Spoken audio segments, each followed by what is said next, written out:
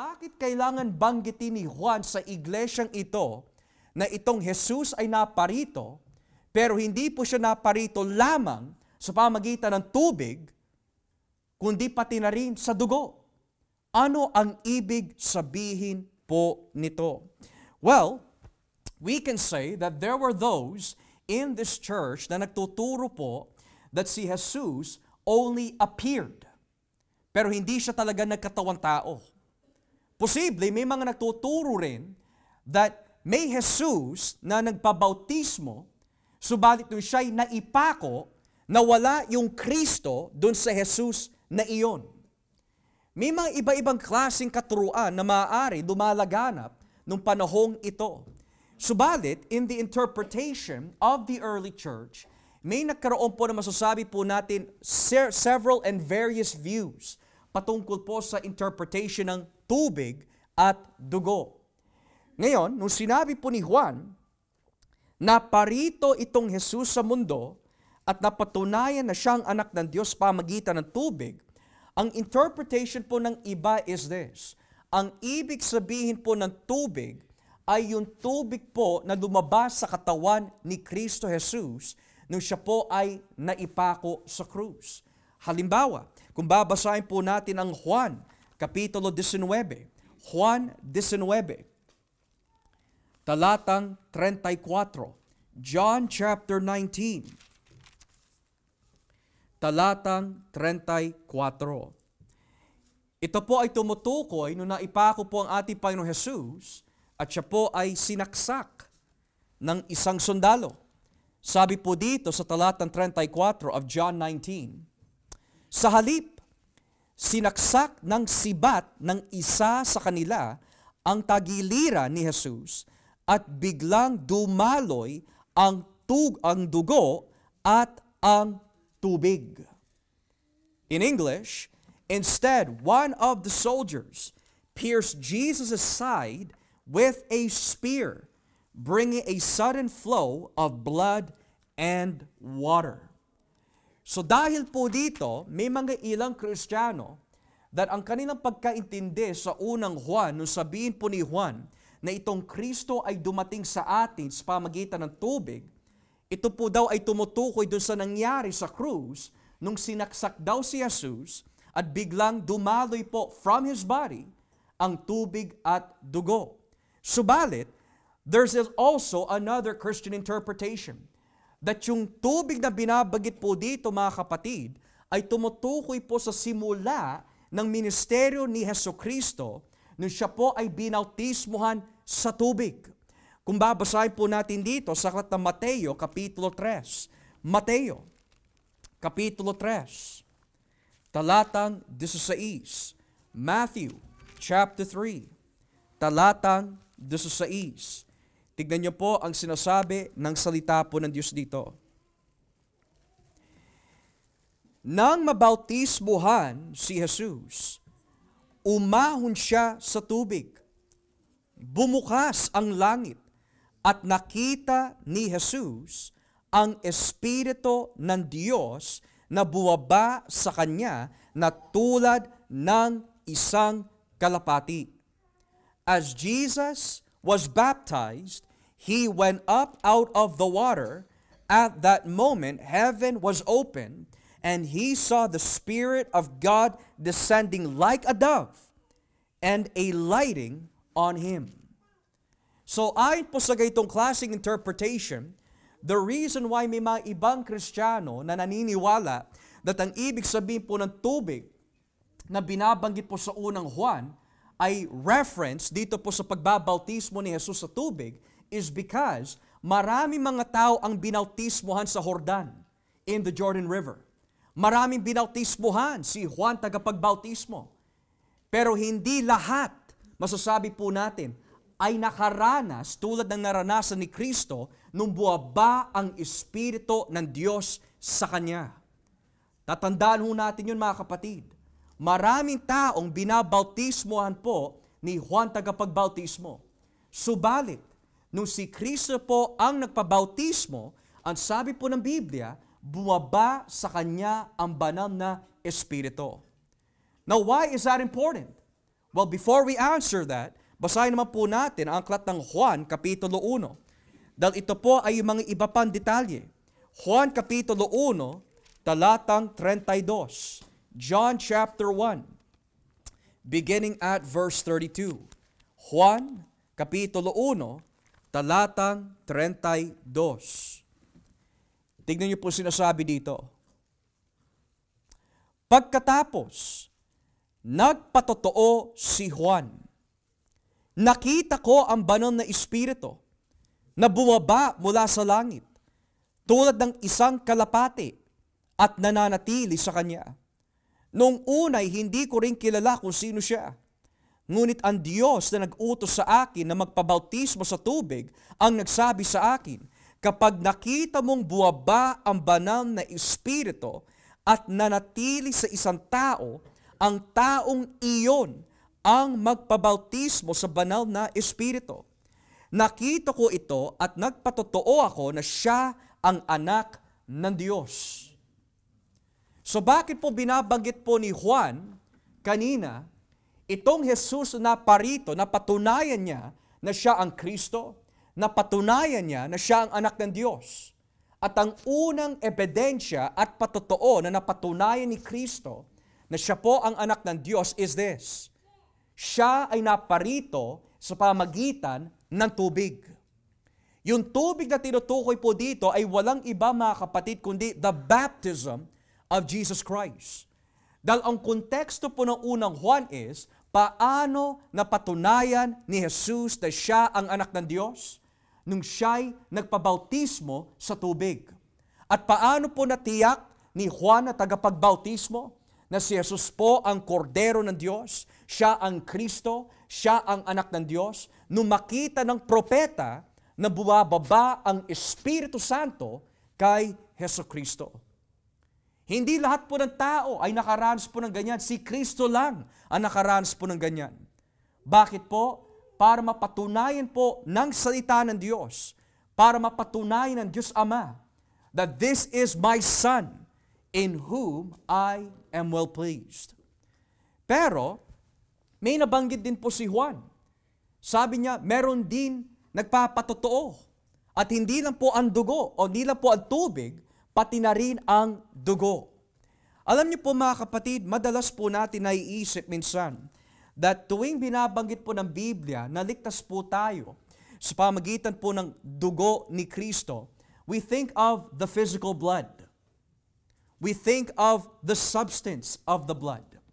Bagamat hindi ho natin maihihiwalay ho yung salitang dugo sa pagkapako ni Kristo sa krus because surely there was blood that came out of Him. Pero tuwing ginagamit po ng mga New Testament authors, yung salitang dugo, they're not referring to the substance. Ang tinutukoy po nila talaga dito mga kapatid ay yung pagkamatay ng ating Panginoong Hesukristo.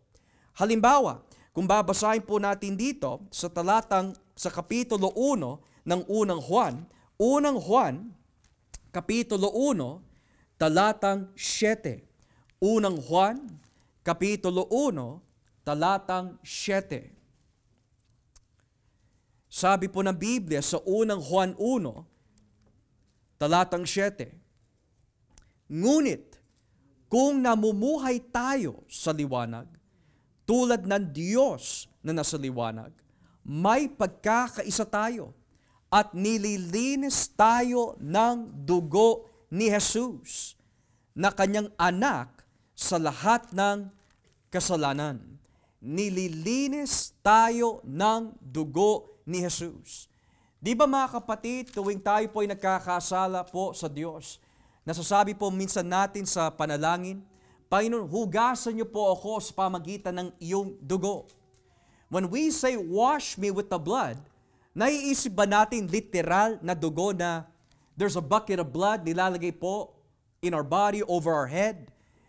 But usually, kapag sinasabi po ng Biblia, nilinis tayo sa pamagitan po ng dugo ni Kristo, it is not a reference to the physical substance of blood. But what we are saying is, tuwing tayo po'y humihingi po ng kapatawaran sa Diyos, when we say, linisin niyo po ako sa pamagitan ng dugo, what we are really saying is, Panginoon, Linisin niyo po ako dahil po sa ginawa po ninyo doon sa krus ng Kalbaryo. Nung kayo'y namatay para sa aking mga kasalanan. Humihingi po ng tawad sa inyo, Panginoon. Lumalapit po ako sa inyo, O Diyos, dahil kayo ang nagbayad ng aking mga kasalanan nung ikaw ay maipako sa krus ng Kalbaryo. Pero upang ma-simplify yung bagay na ito, sinasabi na lang po ng mga New Testament authors, nilinis po tayo sa pamagitan ng dugo ni Kristo.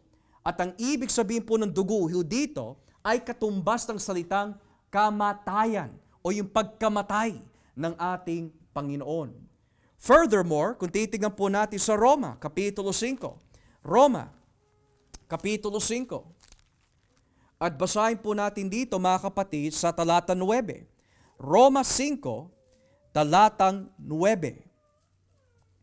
Napakalinaw po nito. Sabi po ng Biblia in Romans 5 verse 9, at ngayong itinuring na tayong matuwid sa pamagitan ng dugo ni Kristo. Tiyak na maliligtas tayo sa parusa ng Diyos dahil kay Kristo. Ulitin ko ho. At ngayong itinuring na tayong matuwid sa pamagitan ng dugo ni Kristo. Or in English, since we have now been justified by His blood. So again, kapag ginamit po ng New Testament authors, ang salitang dugo, it is not the physical substance yung tinutukoy po nila. But they are referring doon sa pagkamatay ng ating Panginoon Jesus. Nung siya'y namatay, that is the blood. Nung siya'y naipako, that is the blood. Nung siya'y na-crucify and was dead on that cross, that is the blood. At bakit po blood ang ginagamit po bilang larawan ng kamatayan? Dahil sa lumang tipan, lalo na po kapag pinag-aralan po natin in our own time, kapag pinag-aralan po ang Exodus and Leviticus, napakalinaw that whenever a sacrifice died, ang sabi po na may akda ng Leviticus, we shall not touch of the blood, for the life is in the blood. Nang ibig sabihin, nariyaan ang buhay kapag may namatay. Nariyaan ang buhay. When there is death, there is life. When there is a sacrifice, there is life. So tuwing na ginagamit po ng Biblia yung salitang blood, nare-recall po nila, mga kapatid, yung mga nangyari in Leviticus. That when there is blood that is shed, which means kapag may namatay, doon ho natin nakukuha ang buhay. Eternal life, forgiveness of sins. Kaya nasabi po ng mga ngaral sa Hebrews, without the shedding of blood, there is no remission of sins. The word blood ay madalas na ginagamit in the sense of kamatayan. So ngayon, ano po nagiging problema dito? Bakit kailangan i-remind ni Juan ang kanyang audience in the church na itong Kristo na patunayan niya na siya nga ang anak ng Diyos dahil siya po ay naparito sa pamagitan po ng baptism, which was affirmed by the Holy Spirit, and secondly, through means of crucifixion. Dahil meron po mga tagapagturo in this church na nagsasabi, pwede ka maligtas sa pamagitan lamang ng Espiritu Santo. Pero hindi mo na kailangan yung pagkamatay ni Kristo sa krus. Kaya kung babalikan po natin ang 1 John, ulitin po natin na maigi. 1 John chapter 5, verse 6. Look at the key words here. 1 John 5:6. Si Jesus na naparito sa mundo ay napatunayang anak ng Diyos sa pamagitan ng tubig nang magpabautismo siya at sa pamagitan ng dugo nang mamatay siya. Hindi lang sa tubig. Bakit kailangan banggitin ni Juan yung mga salitang hindi lang?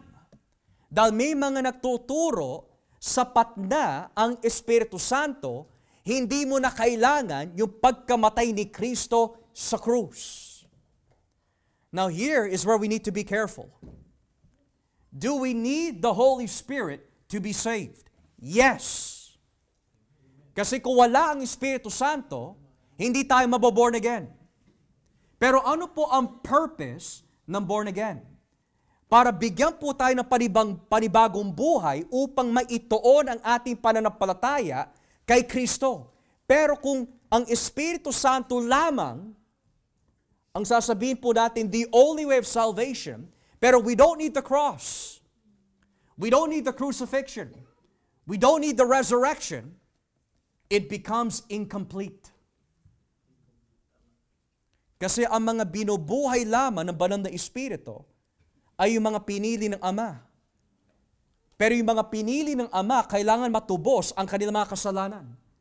At hindi ho kikilos ang Espiritu Santo sa atin kung walang object of faith na walang iba kundi si Jesus. Now, we must remind ourselves, mga kapatid, yung mga false teachers na pumasok po dito sa 1 John, pinagmamalaki po nila that they have a special anointing. Pinagmamalaki po nila, sumasa kanila ang banal na Espiritu. Pinagmamalaki po nila that kinakausap sila ng Diyos. Nakarinig na po ba kayo ng mga tao na nagsasabi, alam mo, kinakausap po ng Diyos, pero napakalayo ng kanilang mga sinasabi sa Biblia. O maaari, ako ay sinugo ng Diyos, pero yung pinapangaral po nila na ebanghelyo ay sumasalungat sa ebanghelyo ng Biblia. No wonder why sinabi po ni Juan, marami mga false teachers ay kumalot dito sa mundo. Pero dito mo malalaman kung sino yung mga sinugo ng banal na Espiritu. Ang sino mang mangangaral na magtuturo na si Jesus ay nagkatawan tao, sinugo siya ng banal na Espiritu. Marami din nagsasabi, may special anointing itong taong ito. May special anointing ako, may special anointing siya. Tayo ho'y mag-iingat sa mga ganong klaseng pananalita. Dahil sa Biblia, lalo sa unang Juan, ang lahat ng anak ng Diyos is anointed. But the proper word is, this man or this woman is gifted. Yun ang tamang salita. Kasi kapag sinabi mo, this person has a higher anointing, a greater anointing than the other brothers and sisters in Christ, maaari na misword po natin yung salitang anointing for giftedness. Kapag sinabi po yung salitang anointing, it means binigyan po tayo ng Diyos ng pahid with knowledge na makilala po natin kung sino talaga si Jesus. At ang bawat anak ng Diyos ay may ganyang klaseng anointing. Pero yan ang pinagmamalaki ng mga false teachers. Sila lang ang may anointing. Sila lang ang isinugo na Diyos. At ayon po sa kanilang katuruan, sinabi ni Juan, hindi lang naparito si Jesus sa pamagitan ng tubig. Ito'y nagpapahiwatig, may mga nagtuturo, maliligtas ka through means of the Holy Spirit. Pero you don't need the cross. Kaya nasabi po ni Juan, hindi lang sa tubig. Pero sabi niya ho dito, kundi sa pamagitan din ng dugo. Kung namatay si Kristo sa krus, pero wala yung regeneration mula sa Espiritu Santo, wala pa rin mabubuksan. Wala pa rin maliligtas. Kung namatay si Kristo sa krus, pero wala namang pinili ang Diyos bago pa man likhain ang mundo, walang saysay ang pagparito ni Jesus. Because He only came to die for those who were chosen. Kung namili ang Diyos Ama, pero walang crucifixion, walang regeneration, incomplete pa rin. Kaya ang ating kaligtasan, mga kapatid, ay nakasalalay sa mga gawa ng banal na Ama, banal na Anak, banal na Espiritu. The work of salvation is by the Trinity. Namili ang Diyos, namatay si Kristo para sa mga pinili, at binuhay at ginagabayan ng banal na Espiritu yung mga pinili ng Diyos that Jesus died for. So when we think about salvation, mga kapatid, hindi lang Jesus died for me. Yes, He did. But why did He die for you? Dahil pinili ka ng Ama. At bakit mo pinili naman si Jesus? Dahil binuhay ka ng Espiritu Santo. Kaya there was a great theologian by the name of A.W. Pink. Sabi niya, we have been predestined by the love of the Father. We were atoned for by the love of the Son. And we were regenerated by the love of the Holy Spirit. It was love, mga kapatid, kung bakit tayo pinili. It was out of love kung bakit namatay si Kristo. And it was love kung bakit nakaranas po tayo ng born-again experience. And yet, yung sinasabi ng mga false teachers po na ito, they are trying to wreck the gospel of the Trinity. Ang Espiritu Santo lang ay sapat na. You don't need the cross. Now, in the early church, there has been two groups na naging kalaban ng iglesia for the past 300 years of the church's life. At yung pinaka-major group na kung tawagin po was the Gnostics. Yung mga Gnostics, mga kapatid, masasabi po natin, sila yung number one na naging kalaban ng iglesia pagkatapos na mamatay ang mga apostol. For the next 300 years, pagkatapos po na mamatay ang mga apostol, dumitaw yung grupo na kung tawaging the Gnostics. At ang ibig sabihin po na salitang Gnostic means the enlightened ones. Ang kanilang katuruan po ay tumutugma sa mga binabangga ni Juan dito. Marami mga sekta yung mga Gnostics. May tinatawag na Valentinian Gnosticism. May tinatawag na Marcion Gnosticism. May tinatawag na Docetism, Cerinthianism. Ang lahat ng mga sekta na yan ay nasa ilalim ng umbrella of Gnosticism. Pero ayon po sa mga eskolar, and they are hesitant, sinasabi nila na maaari ang binabangga po ni Juan dito na dalawang grupo mula sa Gnosticism ay walang iba kundi yung mga Docetist at yung mga Cerinthiist. Nang ibig sabihin, yung sekta na kung tawaging Docetist, ang ibig sabihin po na salitang Docetist or Docetism ay nagmula po sa wikang Griego na dokeo, which means to appear. Ayon po sa kanilang katuruan, sinasabi po nila na si Kristo po ay hindi nagkatawang tao, pero He only appeared to come in the flesh. Nag-appear lang siya, pero hindi siya literally, physically, nagkatawang tao. Now, sila ba yung tinutukoy maaari ni Juan dito? Possibly, but we don't know.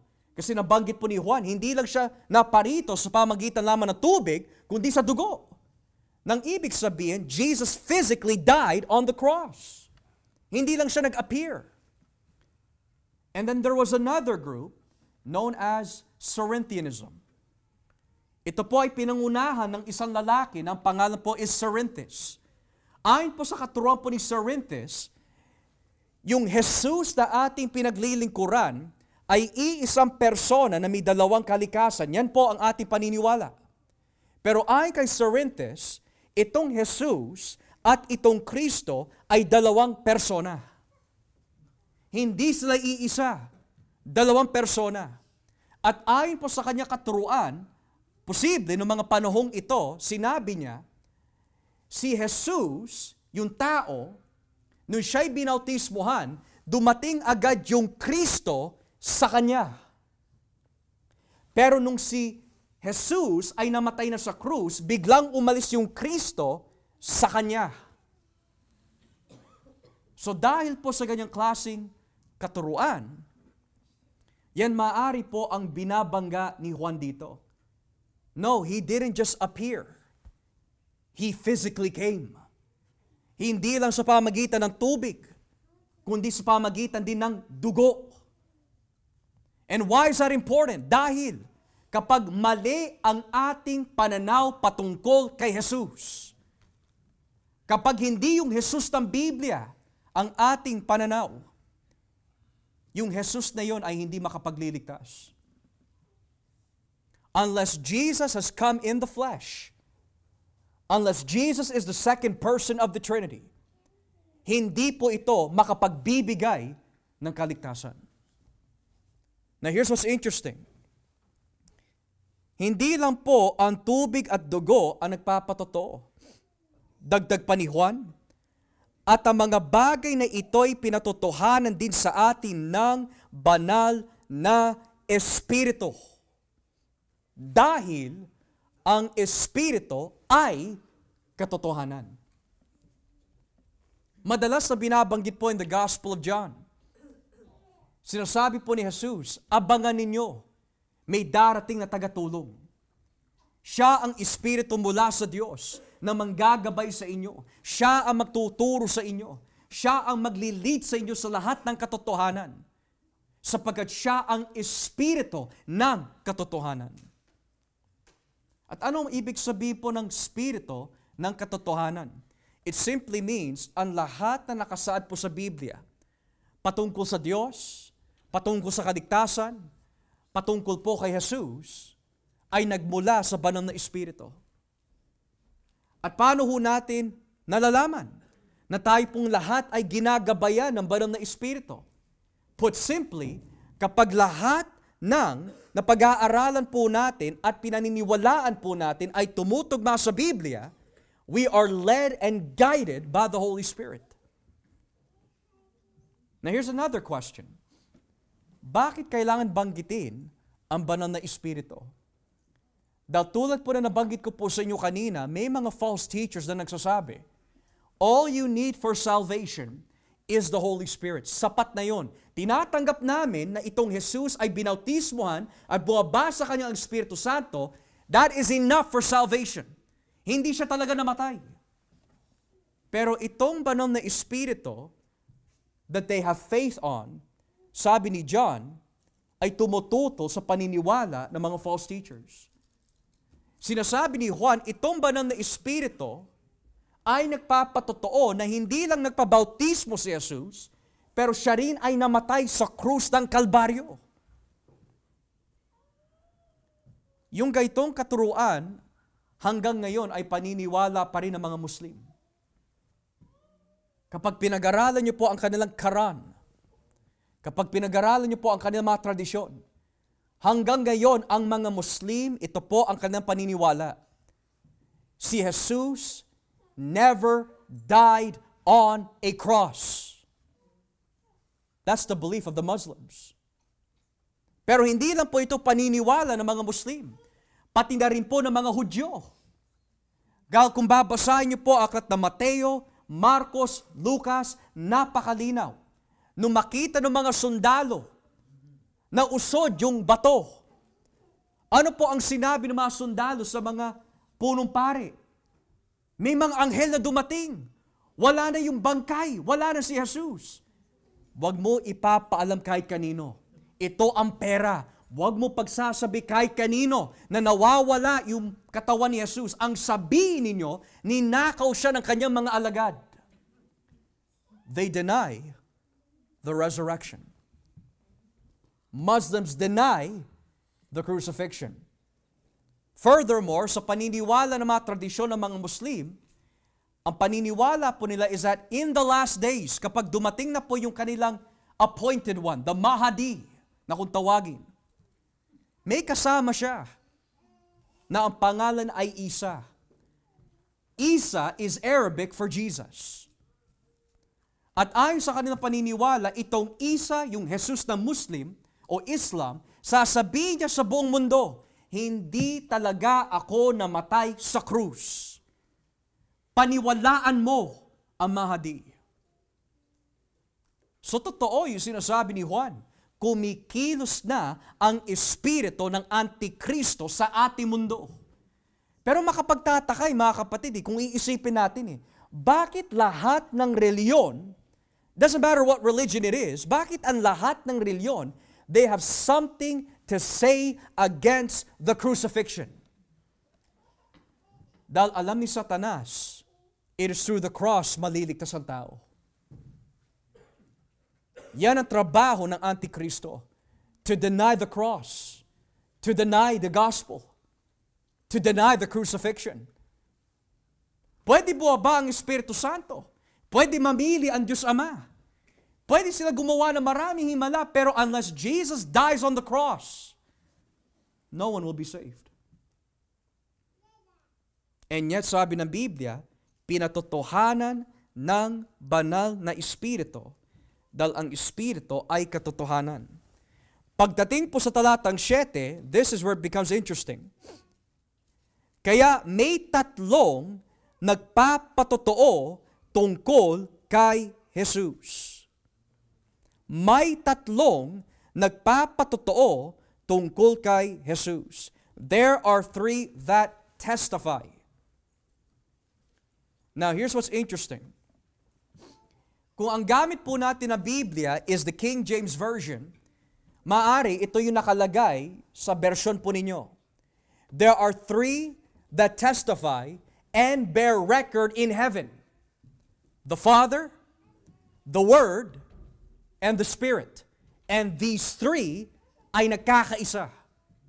That's in your King James Version. Pero maaari ho natin tanungin, Pastor, bakit? Oo nga no, kapag kinumpara ko ang King James, may ganyan. Pero kapag kinumpara ko ang ESV, NIV, NLT, lahat ng mga modern translation, bakit wala? May binabawasan ba ang mga modern translation po natin? Hindi ho, mga kapatid. It's interesting kasi, tuwing nagbabasa po tayo ng Biblia, may mga tinatawag po na footnotes. At ano po ba ang footnotes? Ang footnotes ay mga nota na nasa ibaba o nasa ilalim ng mga teksto na nagbibigay po sa atin ng impormasyon na may mga teksto, may mga manuskrito na walang gaytong klaseng teksto. Halimbawa, tignan po natin ang footnotes natin sa ating mga Biblia. Look at the very bottom. Sabi po sa ating footnotes, on the right side, verse 7 and 8, late manuscripts of the Vulgate testify in heaven, the Father, the Word, and the Holy Spirit, and these three are one. And there are three that testify on earth, not found in any Greek manuscript before the 14th century. So ngayon, let me touch a little bit upon this. Akala ko po ba ang Biblia natin is inerrant? Akala ko po ba ang Biblia natin ay walang pagkakamali? Bakit ang King James may ganito, pero yung mga modern translation, walang ganito? Is because ito po ay tinatawag na variant. Which means, it is something not found in the earliest of manuscripts. Now, ano po ang rason kung bakit po wala ito sa mga sinuunang manuskrito? Is because unang-una, tulad na nabanggit po sa footnotes, yung mga salita na makikita po natin in the King James Bible tulad ng there are three that bear record in heaven, the Father, the Word, and the Spirit, hindi po ito lumitaw until the 14th century. At ito po ay tinatawag sa wikang Latin, the Comma Johanneum. At ang ibig sabihin po ng termino, Comma Johanneum, comma, clause or sentence, Johanneum ni John. The clause or sentence of John. Now here's another question. Kung ito ay hindi lumitaw till the 14th century, paano ito nakapasok? Now there's a lot of reasons for this. Pero ibibigay ko lang po yung buod. Dahil ang mga iskriba, yung mga taga-kopya ng mga manuskrito, ay hindi naman kinasihan ng Diyos pagkatapos makumpleto ang Biblia, posible sa isang tagapagkopya ng manuskrito na magkamali o maglagay ng isang bagay na hindi dapat mailagay doon, which in this case, ayon po sa mga iskolar, sinasabi nila, yung mga salitang there are three in heaven, the Father, the Word, and the Spirit, ito po ay isang nota in the margin that was accidentally inilagay into the text. And from that point on, ito po ay kumalat na sa Latin fathers, Latin translations. Pero hindi po ito binanggit ng mga early Greek fathers. Hindi po ito makikita from the 2nd to 5th century manuscripts. Hindi siya parte. Subalit, nung sinabi po sa talatang 7, kaya may tatlong nagpapatotoo kay Jesus, ito po yung tatlo. ang banal na Espiritu, ang tubig, nang magpabautismo siya, at ang dugo nang mamatay siya. At ang tatlong ito'y nagkakaisa. Now here's another question, mga kapatid. Bakit kailangan tatlo? Why not? Nagpapatotoo ang dugo. Tapos. O bakit hindi na lang nagpapatotoo ang Espiritu? Tapos. Bakit kailangan tatlo? Dahil sa lumang tipan, lalo na po sa aklat ng Deuteronomio, it's very clear.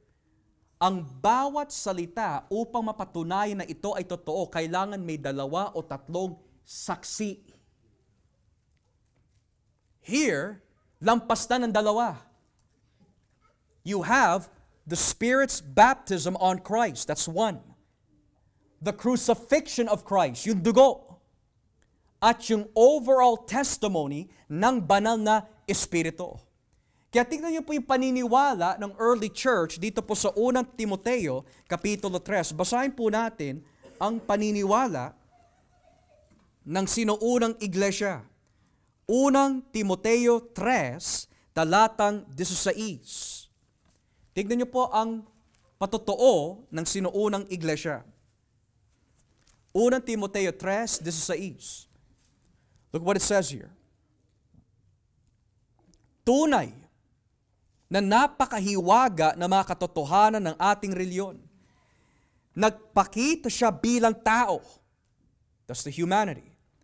Pinatotohanan ng banal na Espiritu na siya'y matuwid. Nakita siya ng mga anghel, ipinangaral sa mga bansa, pinaniwalaan ng mundo, at dinala sa langit. Mga kapatid, napakaraming saksi. Nagkatawang tao si Kristo, nakita siya ng mga tao at anghel. That's more than one or two witnesses. This goes to show that kung ang Espiritu Santo mismo ang nagpapatotoo, mga kapatid, sigurado hindi po ito kasinungalingan. Because the moment magsinungaling ang banal na Espiritu, hindi na siya Diyos. Sinisira niya na ang kanyang kalikasan bilang tapat at totoo. Pero the fact that sinabi ng Biblia, pinatotohanan ito ng banal na Espiritu. Mga kapatid, ang Biblia ay isinulat ng banal na Espiritu. Kapag sinabi natin, ang Biblia ay kinasihan ng Espiritu Santo, that means everything we see in the inspired Word of God is true. And if we believe that, mismo na ang Espiritu ang nagpapatotoo, si Kristo ay nagkatawang tao. Si Kristo ay namatay sa krus. Si Kristo ang nagbayad ng kasalanan ng mga pinili. Ngayon, John is now going to lead us into his main conclusions. Balik po tayo. Dito po tayo sa talata 9. Unang Juan 5, talata 9. Look at the final arguments of John. Sabi po niya, tinatanggap natin ang patotoo ng mga tao. Ngunit higit na maasahan ang patotoo ng Diyos dahil siya mismo ang nagpapatotoo tungkol sa kanyang anak. We accept human testimony, but God's testimony is greater because it is the testimony of God. Alam niyo mga kapatid, nung pinagbubulay-bulayan po itong tekstong ito, it just dawned on me that ang tao, mas paniniwalaan po nila ang patotoo ng kapwa-tao kesa sa patotoo ng Diyos. I'll give you an example. Walang Diyos. This all came from evolution. Wow! Makes sense. Or kapag si Kenneth Copeland, nung dumating po ang COVID, humipan po siya sa camera. Go away, COVID-19. Ang daming naniwala. O nung dumating si Benny Hinn, gumamit siya ng isang coat, hinampas niya sa mga mukha ng mga tao, nagsibaksakan. Ang daming naniwala. Then there was another preacher by the name of Jesse Duplantis, sabi niya, alam mo, araw-araw ako nakakarating sa langit. At hindi lang yon, hindi ang mga anghel ang nagdala sa akin sa langit. I was riding a school bus to heaven. And yet, ang daming naniniwala na tao. Minsan nung humahayo kami, sabi ng mga kausap namin, are you a part of Apollo Quiboloy? Kasi hindi kami naniniwala sa kanya. Pero maraming tao sumusunod sa kanya. Bakit mas pinaniniwalaan ng tao ang patotoo ng tao kaysa sa patotoo ng Diyos? And the simple reason is this. Bulag. Minsan naitanong din ho natin yung siguro in our own personal lives, Pastor, bakit ganon? Narito na yung katotohanan pero iilan lang ang pupunta. Iilan lang ang tumatanggap. Pero yung mga taong walang kasalanan sa kanilang pangangaral, walang pagsisisi, walang impyerno, ang dami tao pumapasok sa kanilang iglesia.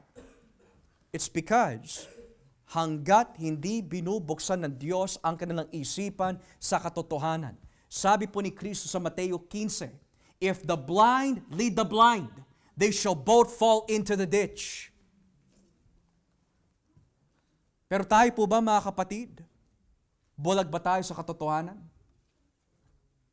Kapag tinanggap po si Kristo bilang Diyos at tagapagligtas, kapag tinanggap po si Kristo na siya ang dumating ho dito sa pamamagitan ng tubig at dugo, hindi yung patotoo ni pastor ang tinatanggap po ninyo, kundi ang patotoo mismo ng Diyos. Now, in the Gospel of John, we are going to see, mga kapatid, kung paano po pinatunayan ni Jesus na siya po ay isinugo ng Diyos. Halimbawa, kasi may mga katanungan, bakit nga po ba gumagawa si Jesus ng mga himala? What's the purpose of miracles? Para lang ba may gumaling? Hindi ho. May rason kung bakit po siya nagpapagaling. Basahin po natin dito in John chapter 5, verse 31. Juan kapitulo 5, talatang 31. At ito po ay konektado sa patotoo ng Diyos. Juan 5, talatang 31. Look what it says here. John 5, verse 31. Sabi po ng Biblia, ngayon, kung ako lang ang nagpapatotoo tungkol sa aking sarili, magduda kayo sa sinasabi ko. Ngunit may isang nagpapatotoo tungkol sa akin, at alam kong totoo ang kanyang sinasabi. Maging si Juan na tagapagbautismo ay nagpatotoo tungkol sa akin. At sinabi niya sa inyo ang katotohanan nang magsugo kayo ng ilang tao upang tanungin siya. Binanggit ko ang tungkol kay Juan dahil sa kailangan ko ang patotoo ng isang tao, kundi upang sumampalataya kayo sa akin at maligtas. Si Juan ay tulad ng isang ilaw na nagliliwanag at lubos kayong nasiyahan sa liwanag niya sa inyo kahit saglit lang. Ngunit may nagpapatotoo patungkol sa akin na higit pa kay Juan. Ito'y walang iba kundi ang mga ipinapagawa sa akin ng Ama. Ito nagpapatunay na ang Ama ang nagsugo sa akin. At ang Amang nagsugo sa akin ay nagpapatotoo rin tungkol sa akin. Kailanman ay hindi nyo narinig ang tinig niya o nakita ang anyo niya. At hindi nyo tinanggap ang kanyang salita dahil hindi kayo sumasampalataya sa akin na kanyang sugo.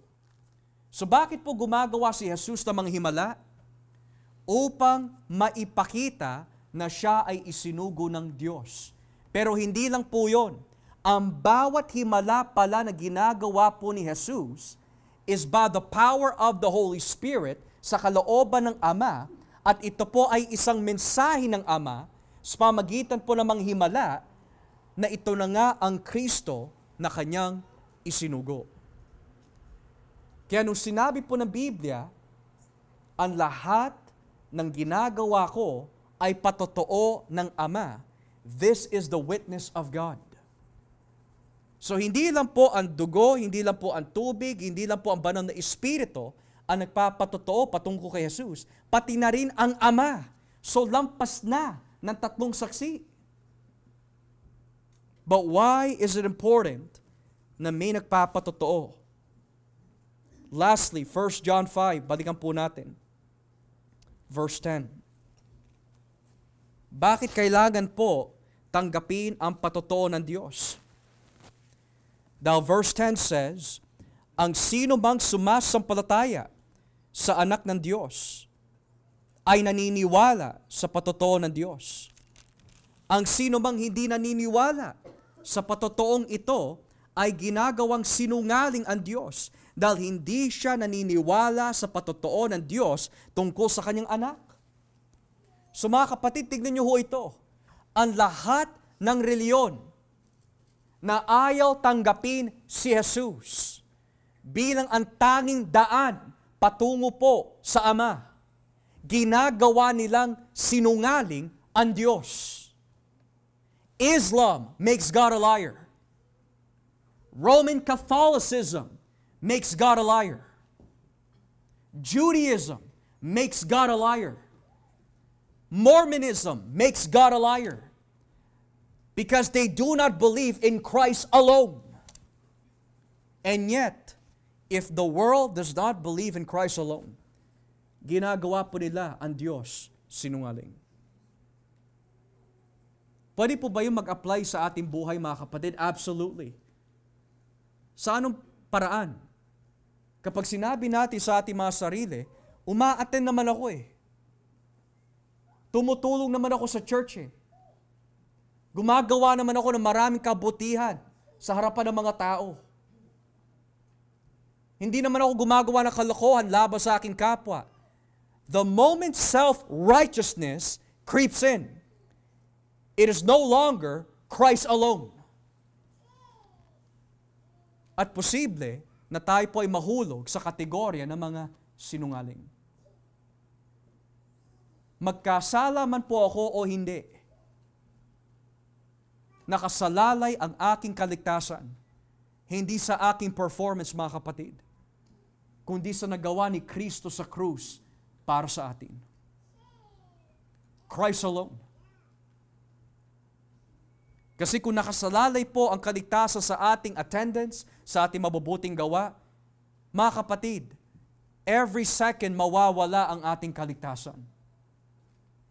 Yung utos nga ng Diyos na huwag kainin ang punong kahoy na nagbibigay ng kaalaman sa mabuti at masama. Hindi nga natin masunod eh. Kaligtasan pa kaya? Hindi natin mabibitbit yan.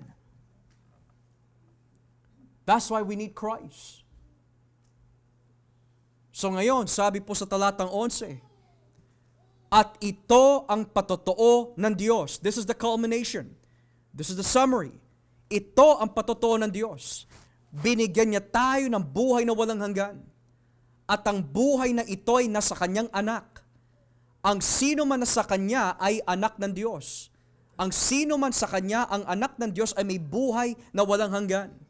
Ngunit ang sino man wala sa kanya, ang anak ng Diyos, ay walang buhay na walang hanggan. Whoever has the Son has life. Whoever does not have the Son of God does not have life. Mga kapatid, napakasimple lang po na mensahe, pero napakalalim. Here's the question we need to ask this afternoon. Do I have the Son of God in my life? Sumasa akin ba si Jesus? Do I know Jesus? Do I have Jesus? Is Jesus the Lord of my life? O ako yung Panginoon ng aking buhay? Pangalawa na lang si Jesus. The Bible says, he who has the Son, sumasa kanya ang buhay na walang hanggan. Pero ang tao, wala sa kanya si Jesus. He doesn't have eternal life. So ngayon, kung pagdidikitin po natin ang lahat na nabanggit ni Juan mula sa talatang 6 hanggang talatang 12, what is he saying? To have the Son is to believe in the baptism. To have the Son is to believe in the crucifixion. To have the Son is to believe na pinatotohanan siya ng banal na Espiritu. To have the Son is to believe siya ang isinugo ng Diyos Ama.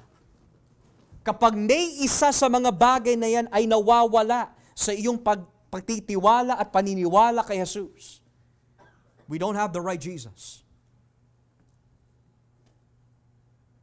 Hindi po pwede, naniniwala ako ay sinugo siya ng Ama, pero hindi siya namatay sa krus. That Jesus won't save you. Naniniwala ako Jesus was baptized, but He was not crucified. That Jesus will not save you. Naniniwala ako na siya po ay inanoint ng banal na Espiritu, but He was not sent by God the Father. That Jesus can't save you. So in other words, ang sinasabi ni Juan dito, kapag ang Christology po natin ay mali, delikado ang kalagayan natin sa kabilang buhay. That is what he is saying. Maraming tao, maraming alam sa Biblia. Pero kapag mali ang ating pananaw kay Kristo, sabi po ni Charles Haddon Spurgeon, you can know all the doctrines of the Bible, but none of those doctrines can save you unless you know Christ. Yan ang sinasabi ni Juan. Pastor, how do I know that I have the Son? Well, ano po ba sinasabi sa unang Juan? Sumusunod ka ba sa salita ng Diyos? Do you desire the Bible? What is your excuse? I have no time. I'm too tired. Mga kapatid, when the temptation comes that you're too tired and you have no time, ito ang isipin mo. Jesus was tired. He was tired nung bitbit po niya ang krus on His back. He was tired when He was hanging on the cross for 6 hours. He was tired, mga kapatid, when He was walking up the hill of Golgotha. He was tired nung siya'y nauuhaw. Give me drink, I thirst. Pagod siya, mga kapatid. And when we say that we have no time, isipin nyo yung ginawa ng ating Panginoon. Yung natitirang 3.5-year ministry po niya, maiksi lang ho yun eh. Pero never po siya nag-waste ng time na gawin yung kalooban ng Ama. Bakit po? Because kung hindi niya tutuparin, wala kahit isa ho sa atin maliligtas. You may be tired. I'm tired. You may have no time. I may have no time. Pero kung sumasa atin po ang anak ng Diyos, gagawin po natin ang lahat ng paraan alang-alang po sa Kanya.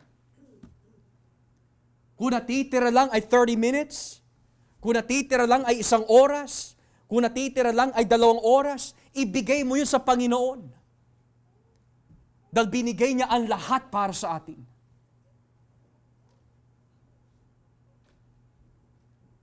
Minsan, ayoko pumunta. Ayoko magtipon. Malayo. Pero si Jesus, mula sa langit, buwaba dito sa mundo. Ano mas malayo?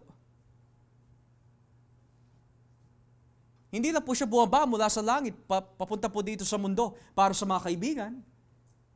Naparito po siya mula sa langit, papunta sa mundo para sa mga kaaway.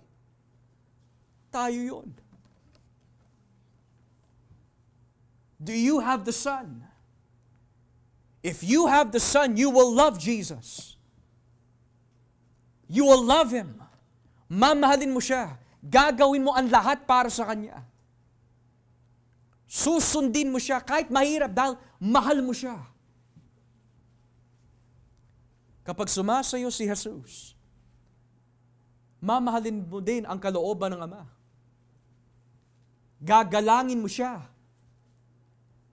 Hihingin mo yung tulong ng Espiritu Santo, Panginoon, tanggalin mo sa akin dila yung pagdadahilan.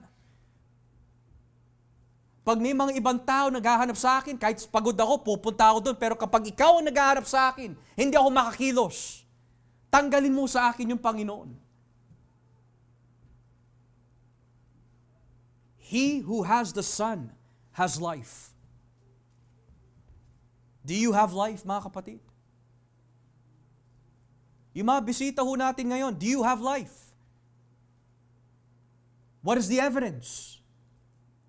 What is the evidence that you are born again? Visitors who are here, members who are here, what is the evidence that you're born again? Every Sunday you come, but there will be a time if you do not repent, you will go to hell. I don't care how much times you pray, unless you give your life to Christ, you are on your way to hell. Unless you have the Son. Paniwalaan mo na gusto mo paniwalaan na lihis sa Biblia, you will go to hell unless you have the Son. Magtampo ka man kay pastor o hindi, I don't care. Unless you have the Son, you will go to hell. Kaya po namin sinasabi ho ito because your soul is precious in the sight of God. We plead with your soul. Do you have the Son? Kasi kapag bumalik si Kristo and you don't have the Son, ano po nakalagay sa Revelation 19? Papatay niya ang lahat ng mga hindi mananampalataya. Wala siyang ititira na buhay. Do we have the Son? Kung sumasa atin po ang anak ng Diyos, sumasa atin din ang patotoo ng Diyos. At kapag sumasa atin po ang patotoo ng Diyos, sumasa atin ang buhay na walang hanggan. He who has the Son has life. He who does not have the Son does not have life. Kaya bago po tayo magtapos, may mga nagtanong ho noon, Pastor, what do I teach my wife? What do I teach my children? If you know that your children, your wife or your husband, mga kapatid, ay hindi pa sumasampalatay kay Kristo, this is what you need to do. Give them nothing but Jesus. Pwede nila pag-aralan yung mga books of the Bible. But unless they have Jesus, hindi yun makapagliligtas. They can memorize John 3:16, pero hanggat hindi ina-apply ang John 3:16, hindi sila maliligtas. They can know all the titles of Jesus sa aklat ng Juan bilang, I am the bread of life, I am the light of the world, I am etc. Pwede po nila i-memorize po yun, pero unless they have the I am sa kanilang puso, they do not have life. Kaya wag ho tayo titigil, mga kapatid, na itanim lagi si Jesus. Anak, repent of your sins. Come to Christ. Asawa ko, tanggapin mo na si Jesus. Never stop. Never stop preaching. Never stop living. Dahil ang mensahe po, mga kapatid, na ibibigay po natin ay dalawang bagay lamang. Mensahe ng ating patotoo, mensahe ng ating pamumuhay. Kapag malinis yung dalawa, epektibo ho yan. Pero napakahirap po na nangangaral ho tayo pero hindi malinis ang ating pamumuhay. At hindi rin po pwede, mga kapatid, na nanatili tayong tahimik. Dahil sabi ng banal na Espiritu in the Word of God, kapag siya'y dumating, siya ang tutulong ho sa atin magpatotoo. Imposible that a born-again Christian, a born-again man, can live for many years never opening his mouth about Jesus. That is impossible. It is either he is not born again or he is. Dahil every person na makikita natin sa Biblia na born again, ito po yung ginawa nila. Nagpatotoo sila patungkol kay Kristo. Nung si Pablo ay nabuksan, nagpatotoo. Yung Samaritan woman, nung siya'y naliwanagan, nagpatotoo. Yung demon-possessed in the Gadarenes, nung siya'y pinalaya ni Kristo from legion, ano pong ginawa niya? Panginoon, gusto ko po sumama sa inyo. Pero ano sinabi ni Kristo? Do not come with me, but I want you to stay where you are and preach to your city. That is what it means to have life. Kapag sumasa inyo ang buhay na walang hanggan, you want to tell people about Jesus. But if you know more about worldly songs than you know about Jesus, are you really born again? Marami pa tayong alam sa teleserye. Is the Son really with you? That is what it means to have life. Yan ang patotoo ng Diyos. Yan ang patotoo ng Espiritu. Yan ang patotoo ng Biblia. He that has the Son has life. He that has not the Son does not have life. Kaya mga kapatid, if there are those who are members of this church, umiiwas ka kay pastor, you don't want to be discipled, you have no business in this ministry. If you don't want to be taught how to share God's word, if you don't want to be taught on how to disciple others, then what's your business here? Our job as a ministry is to present Christ to the world.